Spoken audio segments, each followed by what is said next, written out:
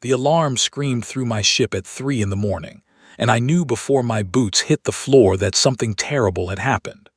I am Commander Elias Voss, captain of the Terran warship Dawnbreaker, and in my 20 years of service, I had never heard that particular alarm tone outside of training drills. It meant a human colony was under attack. I ran to the bridge in my sleep clothes. My first officer, Lieutenant Hollis Grant, turned to me with a face pale as frost. On the main screen, a live feed showed our colony of New Meridian burning. Great lizard-shaped warships of the Vihari Dominion hung in the sky above the settlement, pouring fire onto homes and farms. I watched a school building collapse in real time. Children had been inside that building an hour ago for an evening program. "How long ago did this start?" I asked. 40 minutes, sir," Holly said. His voice cracked. "They came in through a blind spot in our sensor net. We only got the signal because a colonist tied a distress beacon to a weather balloon and pushed it above the atmosphere." A weather balloon. Our people had to use a weather balloon to ask for help. My hands shook, but I kept my voice steady. "How many Vihari ships?" 9 capital ships and about 30 smaller ones," Holly said. "They're not just attacking, Commander. They're landing troops. They're taking people." I felt something cold move through my chest. Slavers. The Vihari were known for it across the galaxy, but they had never dared touch a human colony before, until now. I looked at the faces of my bridge crew, young faces, scared faces, angry faces, good people who had sworn to protect other good people.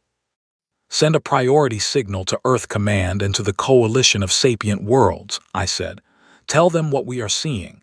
Tell them we need immediate help. We are 3 days away from New Meridian at maximum speed. Set course. Go now." The Dawnbreaker leapt into faster-than-light travel. For 3 days I barely slept. I watched the recordings from New Meridian over and over. I memorized the faces of the colonists. A man named Peter Hale who ran the general store. A woman named Margaret Finch who taught music. A little boy named Toby who had won a science prize last month and whose picture had been broadcast across all human space. These were my people. I was going to find every single one of them. When we finally arrived at New Meridian, the Vihari were gone. They had stripped the colony of 43,000 human beings and left 12,000 more lying in the streets, gone forever. Our people. Farmers and teachers and grandparents and children. I walked through the ruins with a mask over my face and a fire in my heart, and when I got back to my ship, I sent my recordings to every news channel in the galaxy. The response from the Coalition of Sapient Worlds arrived 2 days later. I was ordered to stand down and let the proper channels handle the situation. Our human ambassador, a gentle scholar named Ilan Bright, would present our case before the Grand Chamber. Justice would be done through diplomacy, they said.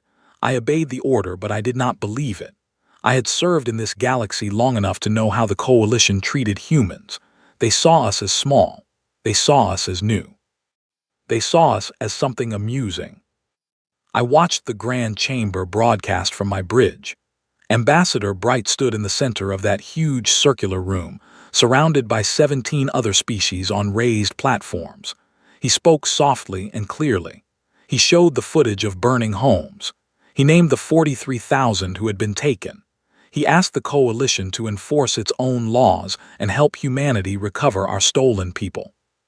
The Vihari ambassador stood up next. He was a tall reptile with pale scales and cold yellow eyes, and he smiled with far too many teeth.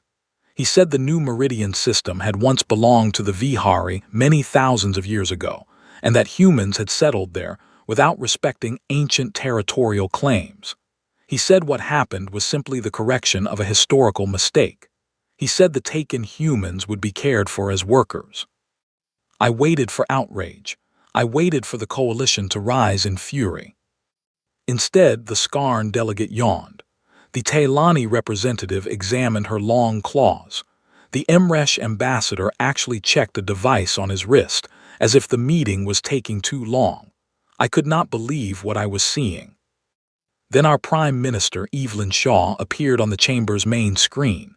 She was a small woman with silver hair and soft eyes, and her voice was the voice of a grandmother.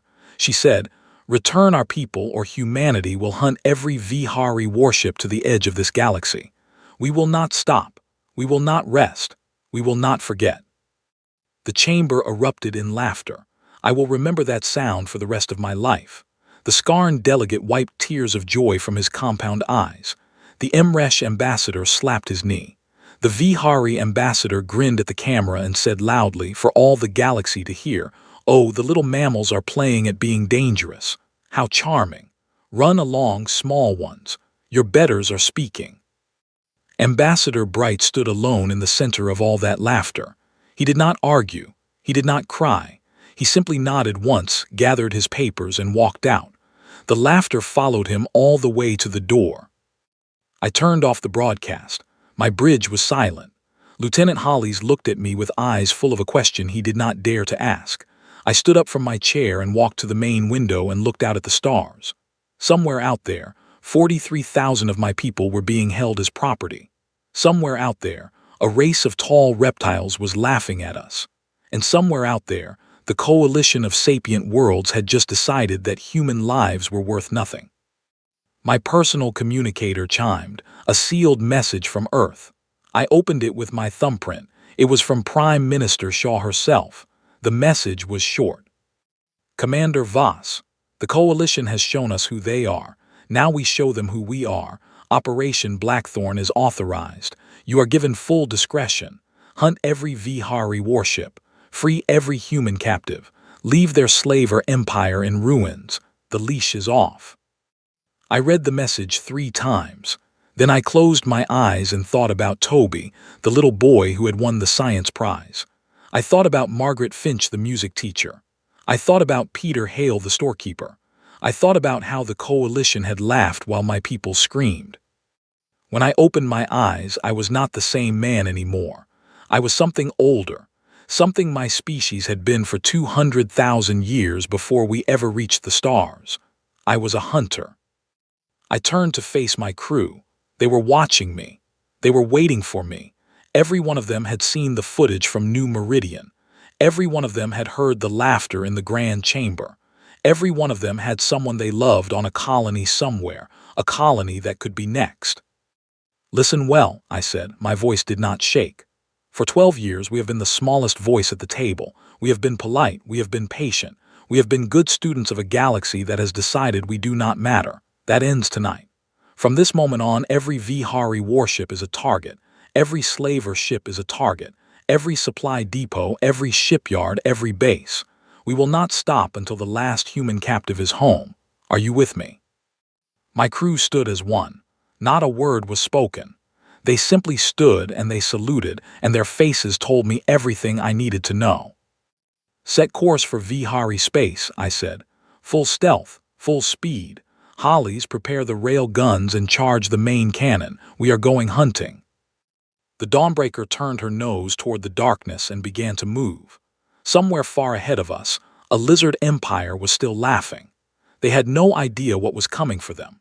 They had no idea that mammals can be patient, and mammals can be clever, and mammals have been chasing prey across frozen continents and burning deserts since long before writing was invented. They had no idea that they had just given humanity a reason. And reasons for my species have always been enough. 7 days later, we found our first target. A Vihari slaver convoy moved slowly through the Zelith Nebula, 3 warships guarding 6 transport vessels. The transports were heavy with cargo, living cargo. I studied the convoy from a distance of 800,000 kilometers, hidden behind a cloud of ionized gas that scrambled their sensors. "Life signs on the transports?" I asked. Lieutenant Priya Mehta, my sensors officer, nodded slowly. 2,140 human biosignatures, Commander. They're alive, they're weak, but they're alive. My jaw locked. 2,000 of my people right there, within reach. I closed my eyes and breathed in and out.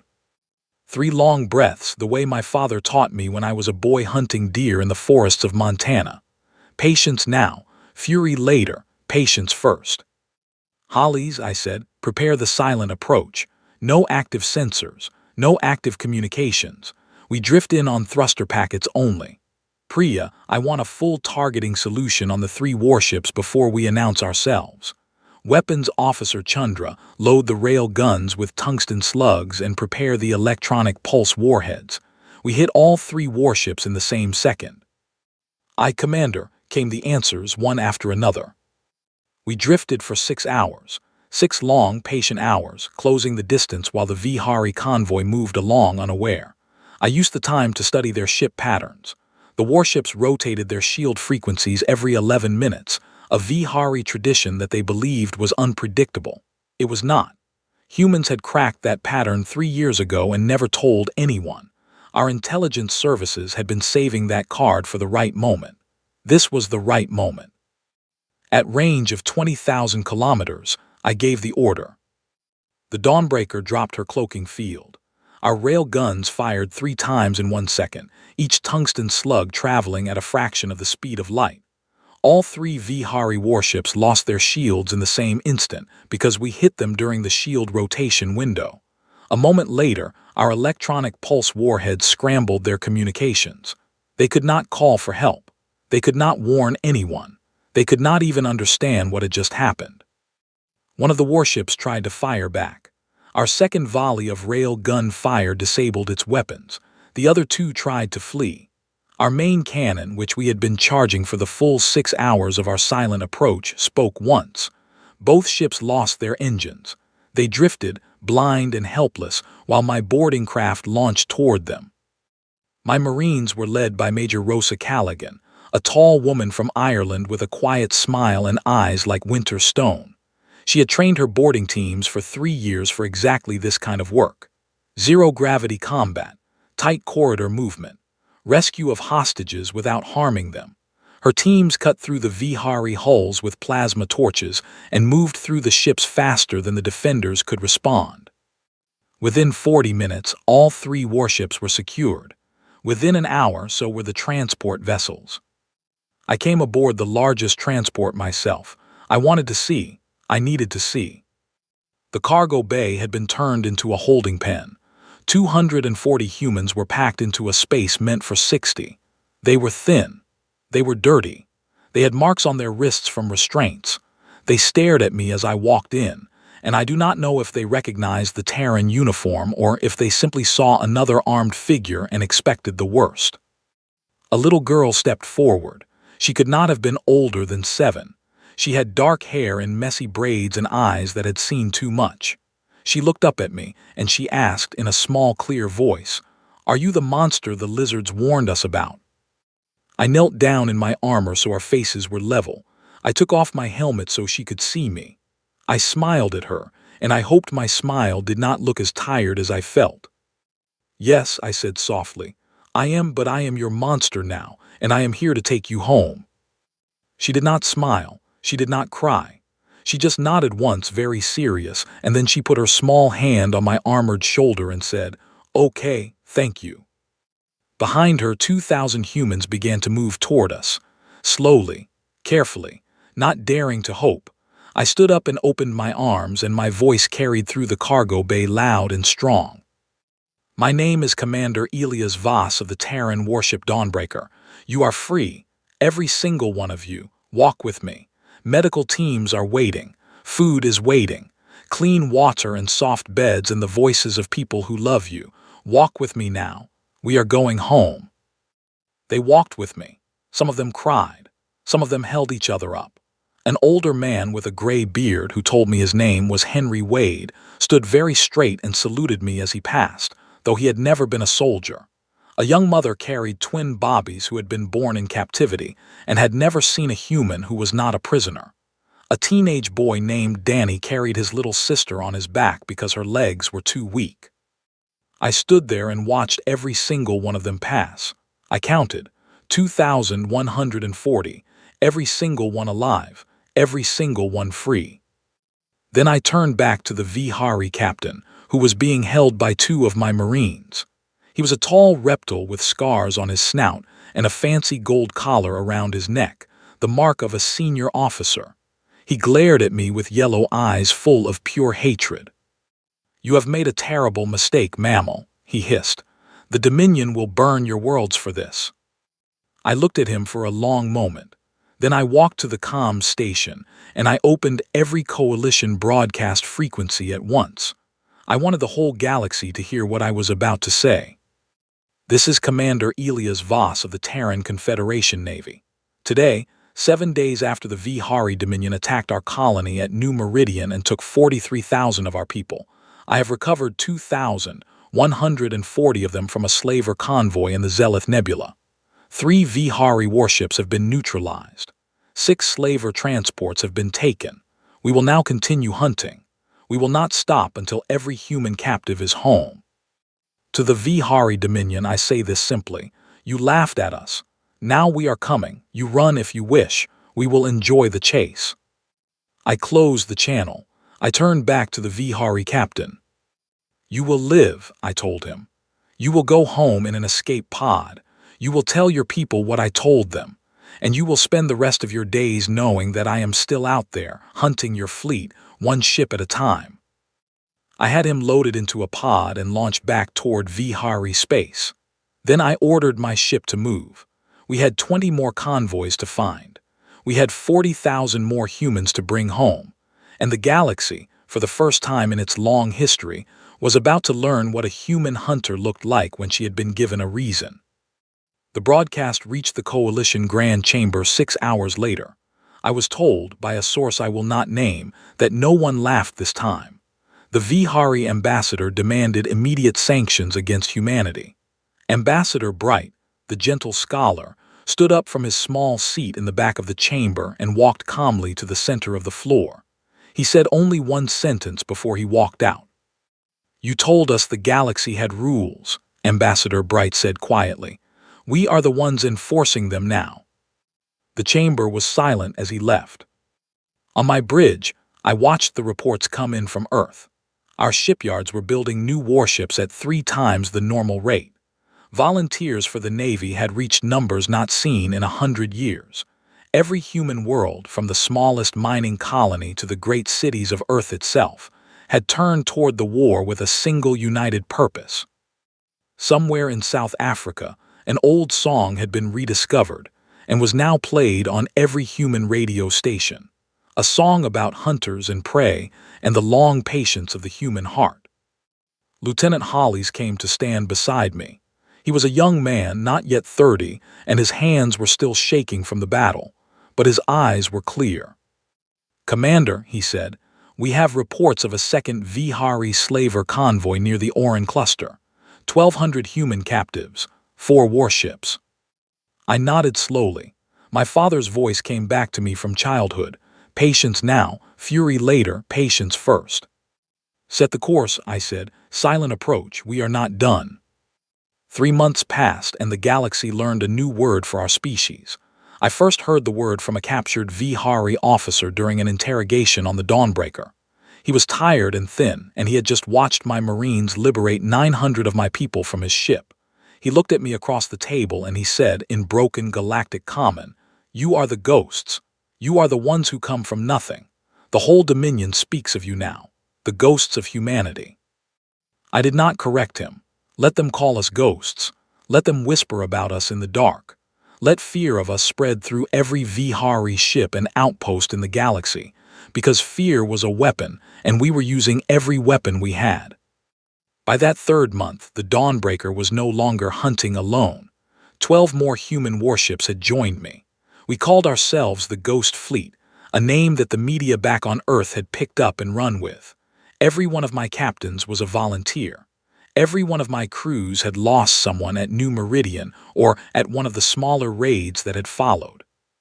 Every one of them hunted with the same cold patience I had learned from my father in the forests of Montana. We did not fight the way the Coalition fought. The Coalition had rules of engagement that had been refined over 10,000 years, formal declarations, ritual combat, honor codes between captains, warning shots before main cannon fire. The Vihari knew those rules. The Vihari had built their slaver raids around those rules, using them to give themselves time to escape after every attack. We threw the rules in the trash. We attacked without warning. We never responded to hails. We never accepted surrender offers during battle. though we accepted them after. We used stealth and silence and misdirection. We struck at shipyards in the middle of their repair cycles. We hit supply depots when the guards were changing shifts. We ambushed patrol routes using the shadows of moons and the gravity wells of dead stars. We were not breaking coalition law because we were not members of the coalition military. We were technically civilians with very large ships and very large guns. But here is what surprised the galaxy most. We did not hurt civilians, not one. We flew past Vihari colony worlds and did nothing. We ignored Vihari merchant vessels that carried no military cargo. We let Vihari hospital ships pass unharmed. We targeted only their warships, their slavers, and their military infrastructure. This discipline, more than anything else, terrified the other species of the coalition, because it meant we were not simply angry. It meant we were choosing this. It meant we were in full control.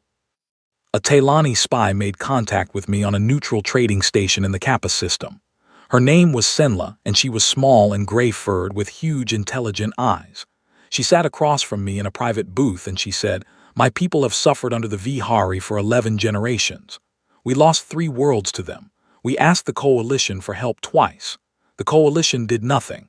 I have data, shipping lanes, military positions, command structures. I give all of this to you." "Why?" I asked her. Senla smiled a sad, small smile. "Because you terrify them, Commander. For the first time in my grandmother's life, the Vihari are afraid. My children may grow up without the fear we all grew up with. This is worth everything to me." I accepted her data. It was genuine. It was complete. It changed our entire campaign overnight.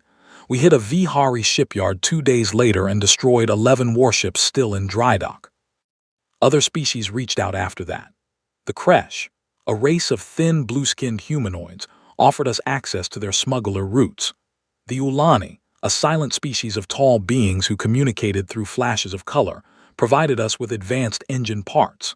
The MMR Tai, who had never spoken publicly against any other species in their 4,000-year history, gave us a list of every Vihari officer involved in slaver operations and their current assignments. The galaxy was quietly taking sides, and more of it was taking ours. The Vihari response was to mass a proper fleet. 40 warships gathered at the Sarin Expanse, a wide, empty region of space with nothing but a massive gas giant and its many moons. Their plan was to lure the Ghost Fleet into a trap and destroy us in one decisive engagement. Our intelligence, provided by Senla's network, told us everything about their plan. They did not know we knew. I gathered my captains in a secure room on the Dawnbreaker. 13 faces, men and women of every color and background, all wearing the same dark gray uniform. My executive officer Hollis Grant, now promoted to commander of his own ship, the Nightwing. Major Rosa Callaghan, now leading all marine operations across the fleet. Captain Yusuf Odinga of the Silent Shield. Captain Mariko Tanaka of the Longshot. Captain Freya Lindqvist of the Irongill. Captain Patrick Doyle of the Hornstrike. Every one of them had earned their command through combat. I laid out the plan. We would not meet the Vihari fleet head-on. We would go to the Sarin Expanse as they expected, but we would arrive early, and we would hide our ships in the atmosphere of the gas giant, using its storms to mask our signatures. When the Vihari fleet arrived and deployed for battle, we would emerge from the gas giant's storms from directly below them, using the gas giant's gravity well as a slingshot to accelerate our ships to speeds no Vihari weapon could track. "It's never been done," said Captain Doyle. "It's been done on paper," I said. "Our engineering teams on Earth worked it out 2 years ago. They have been waiting for the right moment. This is the moment." "Losses?" asked Captain Tanaka. "Unknown," I said. "Heavy, probably, but if we win, we end this war in a single battle. If we lose, another fleet will take our place. Earth is building 20 new warships every month now. We are not alone anymore. We are the first wave. We make the most of the moment we have." Every captain nodded. No one spoke. We all knew what was at stake. 5 days later, we were hiding in the storms of the Sarin gas giant. Radiation levels were pushing the limits of our shielding. The turbulence was shaking our ship so hard that 3 of my crew sustained injuries just from being thrown around the bridge. But we held. We held for 11 hours. The Vihari fleet arrived on schedule, 40 warships. Their flagship, the massive dreadnought Ruler of Ages, was the largest vessel I had ever seen. It was twice the size of any of my ships. Its main cannon could destroy a planet's surface. The Vihari commander, an admiral named Skeshvan, began broadcasting a challenge across all coalition frequencies, demanding that the Ghost Fleet come and face him in honorable combat. We came, but not the way he expected.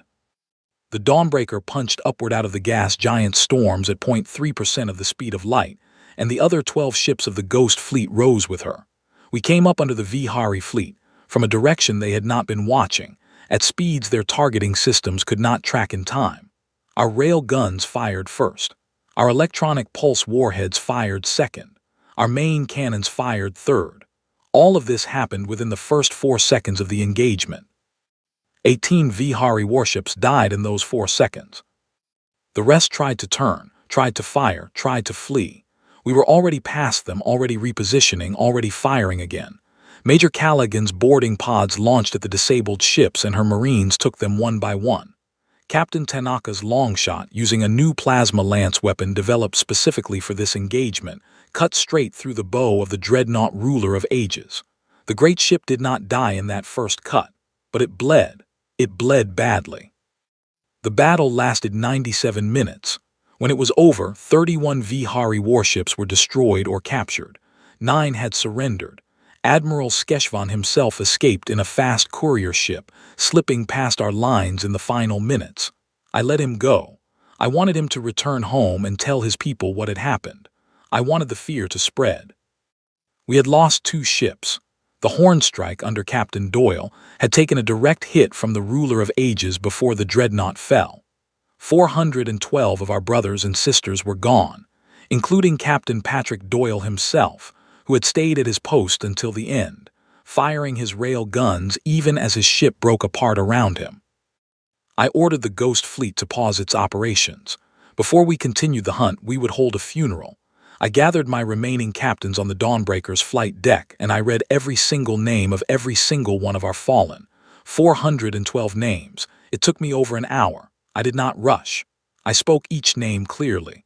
A young pilot named Aiden Carter, a medical officer named Lorraine Ives, an engineer named Gabriel Ortiz, a cook named Beatrice Sung, who had served in the Navy for 41 years and had been 6 months from retirement. I spoke them all. My crew wept openly. Some fell to their knees. A captured Vihari officer standing at the back of the flight deck under guard watched with complete confusion. When the ceremony was over, he asked to speak with me. I agreed. "Why do you mourn so much?" he asked. "They were soldiers. They died in battle. This is the correct end for a warrior." I looked at him for a long moment. I thought about how to explain it. "Every human life matters to us," I finally said. "Every single one. That is why we came for our stolen people. That is why we mourn our fallen with every breath we have. That is why you will lose this war, because you think lives are cheap, and we know they are not." He did not answer, but I saw something change in his eyes. Not respect exactly, more like the first dawn of understanding. Like a man waking up in a strange bed and slowly realizing he is no longer in the world he thought he knew. On the 3rd day after the battle, the Coalition of Sapient Worlds formally called an emergency session. They summoned me, Commander Elias Voss, personally, to appear before the Grand Chamber. I was ordered to stand trial for war crimes.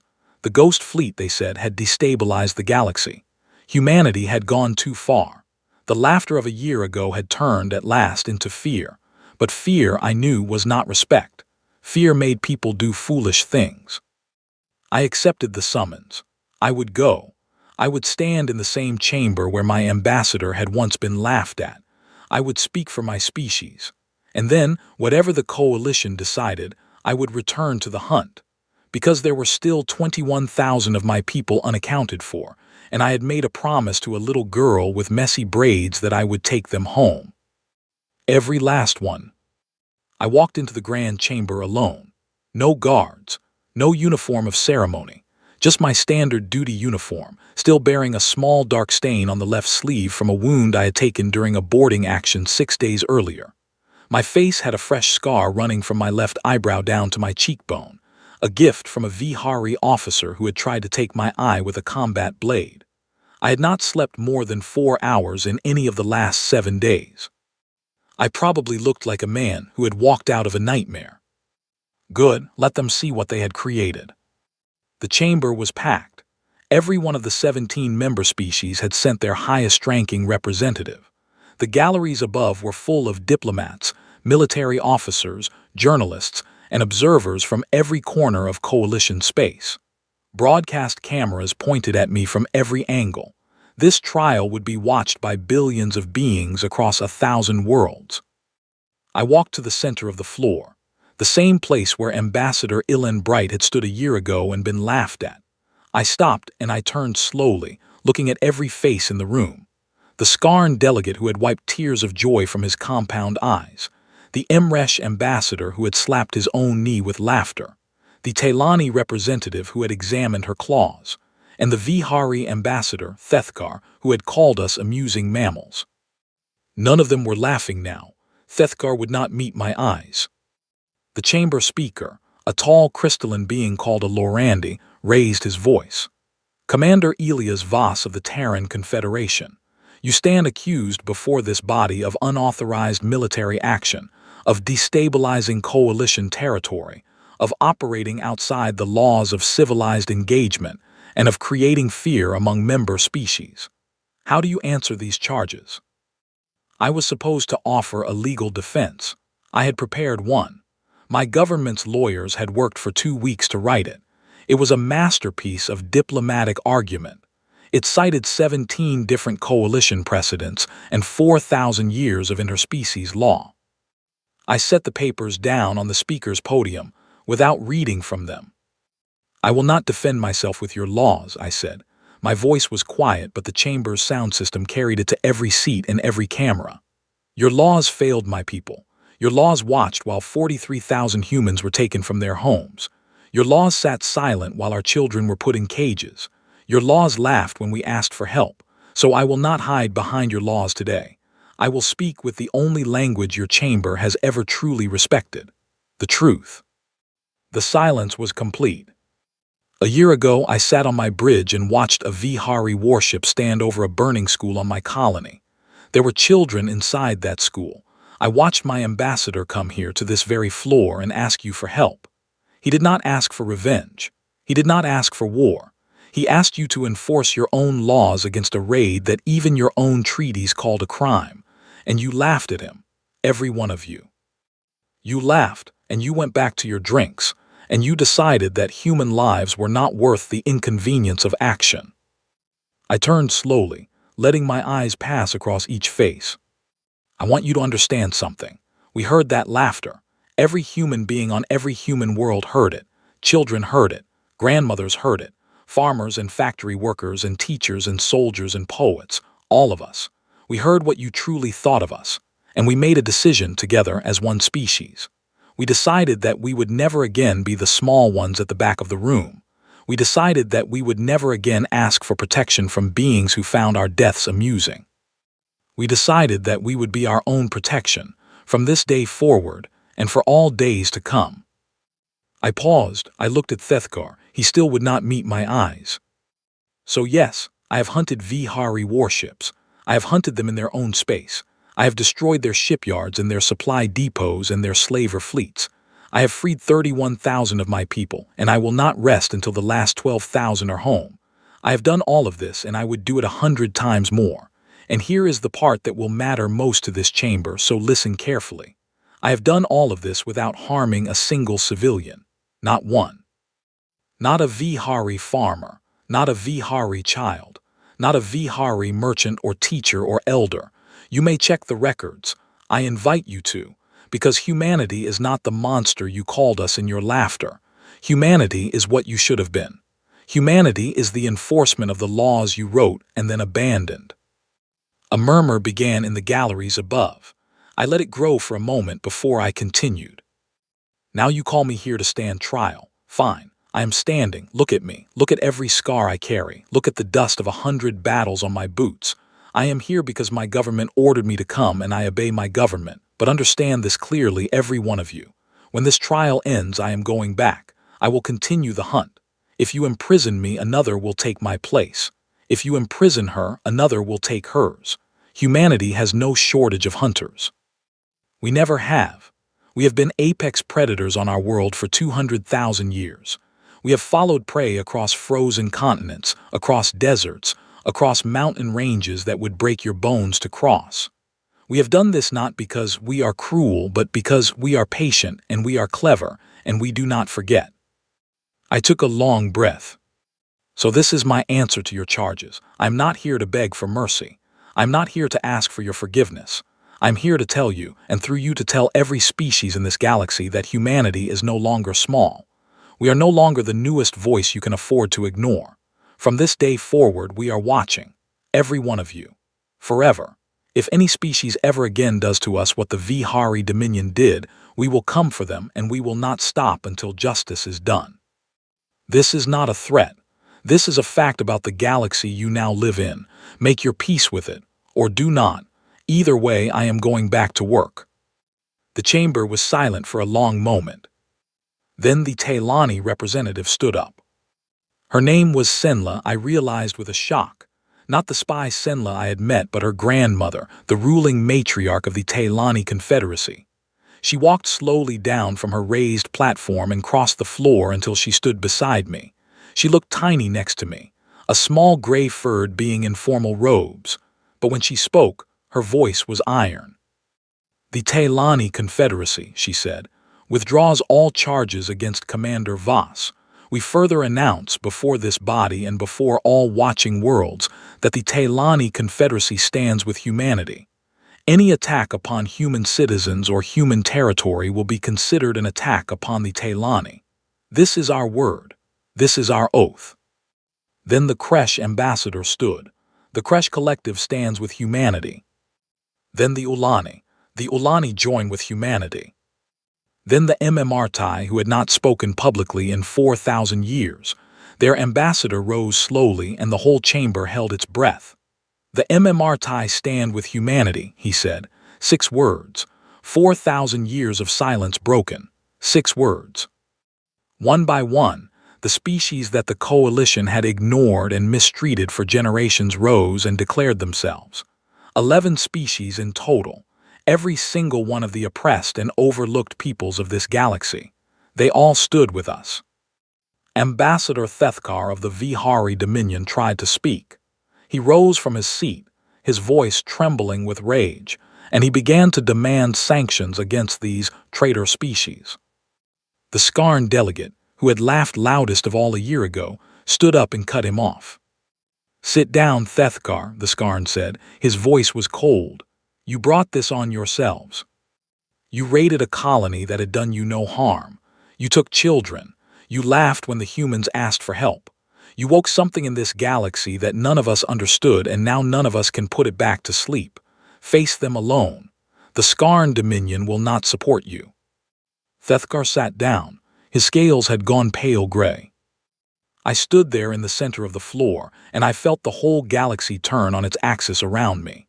The coalition of sapient worlds had just changed, fundamentally and forever, in the space of 10 minutes, and I had said almost nothing to cause it. I had simply told the truth, and the truth, it turned out, had been waiting to be spoken by someone who was not afraid anymore. The Vihari Dominion fell apart within 6 weeks. Without coalition support, their internal factions turned on each other.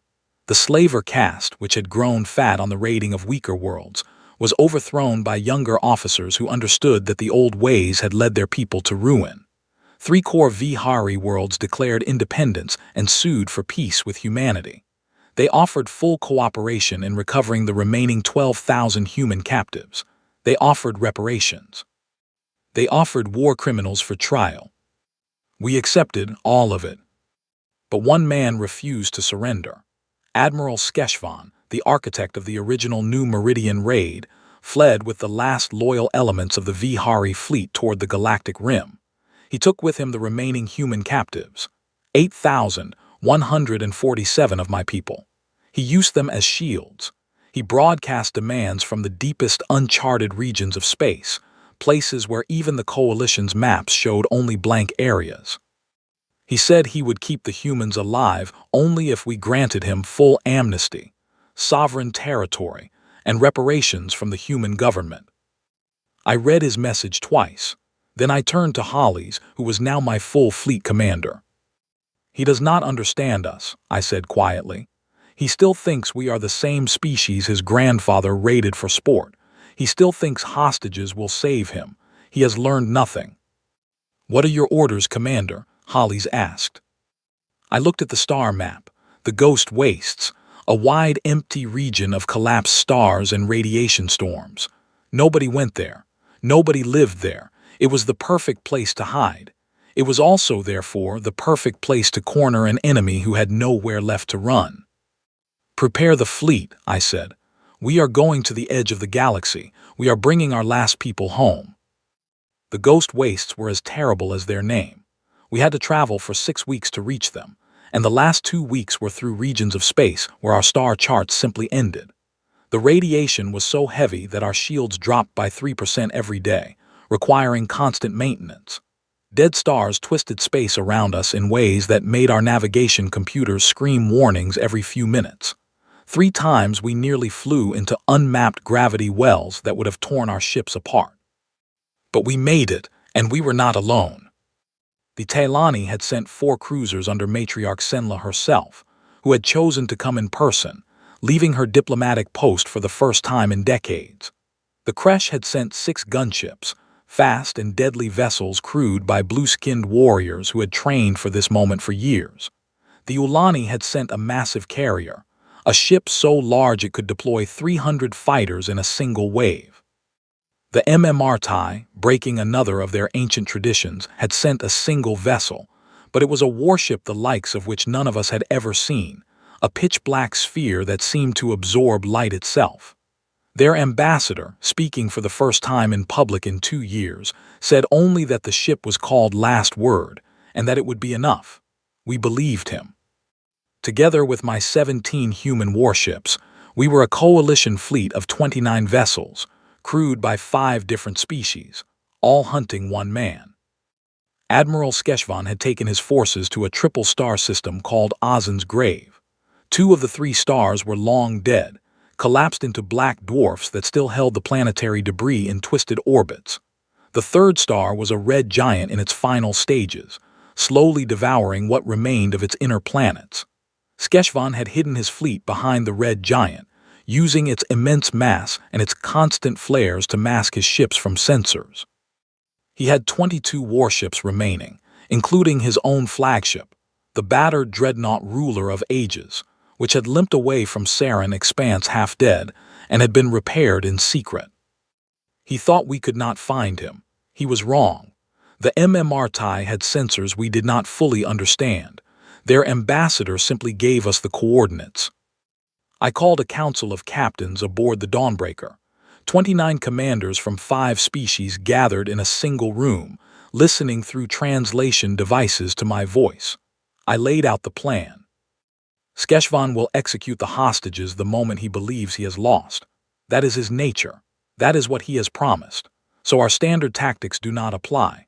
We cannot simply engage his fleet and destroy it. We must do 2 things at the same time. We must engage his fleet so completely that he cannot give the order to his hostage guards, and we must board his flagship directly in the same moment and take the hostages before any order can reach them. "Impossible," said one of the Kresh captains, a scarred warrior named Veth. "Extremely difficult," I agreed. "Not impossible. Major Rosa Callaghan of my Marines has spent 10 weeks planning for this. Major Callaghan, please explain." Rosa stood. She was tall and thin, with her red hair cut short and her eyes sharp as blades. She laid out the plan with the calm of a woman describing a walk in a garden. "We will deploy 70 stealth boarding pods, 72 hours before the main fleet engagement," she said. "The pods will travel cold, with no active systems, using only pre-calculated drift trajectories.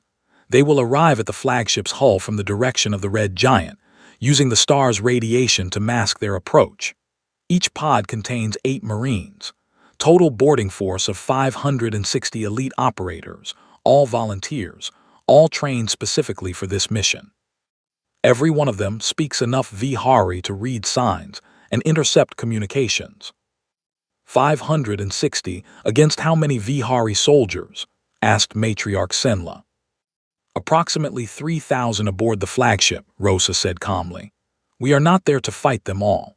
We are there to secure the hostage areas and hold them. While we do that, the fleet outside will engage Skeshvan's warships. If the fleet wins, we evacuate the hostages. If the fleet loses, we hold the hostage areas until the fleet wins, however long that takes. And if the fleet does not win? Asked Veth. Rosa smiled. It was not a comforting smile. Then we hold until we cannot hold anymore, and we take as many Vihari with us as the galaxy can afford to lose. Nobody spoke for a long moment. Then Matriarch Senla stood. I will lead the Tailani cruisers personally, she said. I have been a diplomat for 60 years. Today I remember that my grandmother was a warrior. This is a fitting way to complete a long life. One by one, the other commanders committed. The plan was accepted. Rosa's boarding pods launched 72 hours before the engagement began. I could not speak to them during those 3 days. They had to remain completely silent. They drifted through the radiation of the red giant, 560 people holding their breath in tiny coffins of metal and hope, moving at speeds so slow that they barely registered as motion at all. The boarding pods were the most vulnerable element of the operation.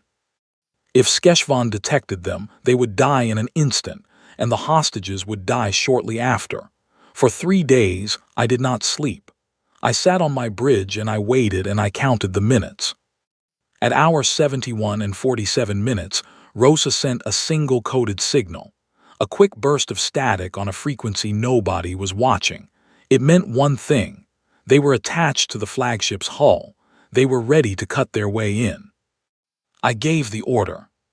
The coalition fleet emerged from behind the nearest black dwarf at full combat speed. We opened fire before Skeshvan's sensors could even finish identifying us. The first Vihari warship died in 7 seconds, the second in 12. By the end of the first minute, 4 Vihari ships were destroyed and the rest were scrambling to form battle lines. Skeshvan himself came on all frequencies, screaming. He threatened to execute the hostages. He demanded we stand down or he would give the order. I did not respond. I knew Rosa had already reached the hostage areas. I knew her Marines were already in position. Every second Skeshvan spent screaming at me was a second. He was not actually giving the order. My silence was a weapon. The battle outside raged for 40 minutes. It was the largest fleet engagement of the entire war. The Vihari fought harder than they had ever fought before because this time they were truly cornered. They had nowhere to run. They destroyed 3 of our ships. One of them was the Silent Shield, Captain Yusuf Odinga's ship. Another was the Longshot, Captain Mariko Tanaka's ship. The third was a Kresh gunship whose name I did not know at the time but I learned later. 47 people aboard, all of them hunters like us. But we destroyed 19 Vihari ships in that same time. Admiral Skeshvan's fleet was broken. His flagship, the Ruler of Ages, was the last vessel still fighting. And inside that flagship, Rosa Callaghan and her Marines were closing on him. I watched the internal battle through helmet cameras patched into our secure feed. Rosa's teams had secured all 12 hostage areas within the first 20 minutes of the engagement.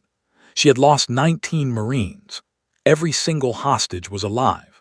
7,994 of my people, crammed into cargo bays and prisoner cells, suddenly protected by the most elite soldiers humanity had ever trained. But 153 humans had already died. The Vihari guards had started executions the moment the main battle began, before Rosa's teams could reach all the holding areas. 153 of my people. I logged every name later. I read every name during the memorial. I remember every name still. Rosa then moved her teams toward the bridge. Skeshvan had surrounded himself with his elite guard, 200 of the best Vihari soldiers, armed with the finest weapons the Dominion had ever produced. Rosa had 140 Marines left who were not protecting hostages. She took the bridge in 37 minutes. When it was over, Skeshvan himself was dragged to the bridge floor. He was still alive. He was unharmed physically. He had been disarmed. Rosa put him on his knees and put a restraint on his throat. Then she called me. I came aboard the Ruler of Ages. I walked through corridors still smoking from plasma fire. I walked past my Marines, bloodied but alive, standing guard over their prisoners. I walked past my people, the rescued captives, being led gently toward the evacuation shuttles by medical teams who had flown in after the battle ended. I walked onto the bridge, and I stood in front of Admiral Skeshvan. He looked up at me. He was old, older than I had realized. His scales had begun to gray at the edges. His eyes, however, still burned with hatred. "You think you have won," he hissed in broken galactic common. "You think this is the end. Others will come for your species. Your victory is temporary. Your kind will be hunted across the stars for generations." I looked at him for a long moment. I thought about a little girl with messy braids who had asked me if I was the monster the lizards warned her about. I thought about Peter Hale, the storekeeper. I thought about Margaret Finch, the music teacher. I thought about Toby, the little boy who had won the science prize, whose body we had finally identified 2 weeks ago in a mass-holding pen on a forgotten moon. I thought about my people, all of them, the living and the lost. "You took our people," I said quietly. "You laughed when we asked for them back. You thought distance and power would protect you, but you never understood us, Skeshvan. Humans have been apex predators on our world for 200,000 years. We followed great beasts across frozen continents. We hunted across oceans that no other species on our planet could cross. We chased our food to the ends of our world before we even had writing. Did you really think the stars would stop us? Did you really think empty space would stop us, when ice and fire and mountain ranges never did?" Skeshvan did not answer. His yellow eyes had grown tired. Something in them had finally broken. I did not hurt him. I did not raise a weapon. I turned to Matriarch Senla, who had come aboard with me, and I gestured at the old Vihari admiral. "He is yours," I said. "Your grandmother's grandmother suffered under his ancestors. The Taylani built the intelligence network that found him. His judgment belongs to your people, not mine. My war with him is over." Senla bowed her small gray head to me. She spoke quietly in Taylani to her guards. They lifted Skeshvan gently but firmly. He would stand trial before a Taylani tribunal. He would face the justice of the people he had hunted for generations. My Marine stepped back. It was no longer our matter.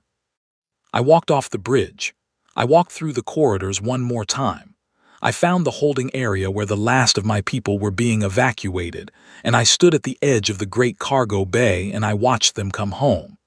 8,047 living humans saved.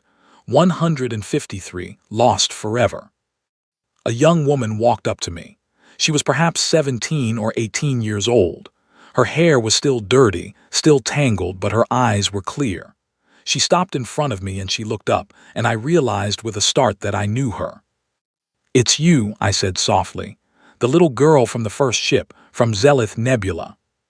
"My name is Ava," she said. Her voice was calm and steady. "I was 7 years old when you came for me. I am 17 now. I kept count of every day you were hunting, every day." She was not crying. She was not shaking. She was simply looking up at me with those old eyes, and she said, "I joined the Terran Navy 2 weeks after I was rescued. I just finished my training. I am an officer now. I am going to hunt, Commander. I am going to hunt like you hunted. For the rest of my life, I am going to make sure nobody ever laughs at us again." I knelt down, the way I had knelt down 10 years ago on a slaver ship in the Zelith Nebula. I took off my hat and I looked her in the eye. "Then you are my daughter, Ava," I said, "and you are my sister, and you are the best of what we are." She saluted me. I saluted her back. She walked onto the evacuation shuttle with her head held high, and I watched her go, and I understood then that my war was truly over, because I had not saved her alone. I had been saved by her just as much, by her courage, by her promise, by her willingness to carry forward what my generation had started. We returned home through stars that no longer seemed cold. We passed through systems where Telani children waved at our ships as we flew by, where Kresh warriors saluted us from their stations, where Ulani flashed colors of welcome and MMR-TIE ships dipped their lights in greeting. The galaxy had changed. The coalition had reformed itself. New laws had been written in the months while we had been hunting. No species would ever again be preyed upon without consequence. No raid would go unanswered. Every member world of the new coalition was bound by blood and by oath to the defense of every other. Humanity had been offered a seat on the new ruling council, and we had accepted it. My government had chosen Ambassador Ilan Bright, the gentle scholar who had stood alone in a laughing chamber 1,000 years ago, to represent us. I was told he sat now at the central table, and that no one ever interrupted him when he spoke. I myself retired from active service. I did not want a council seat. I did not want a medal. I wanted to go home. I bought a small farm in Montana in the same forest where my father had taught me to hunt. I raised goats. I grew apples. I fished in a cold, clear river.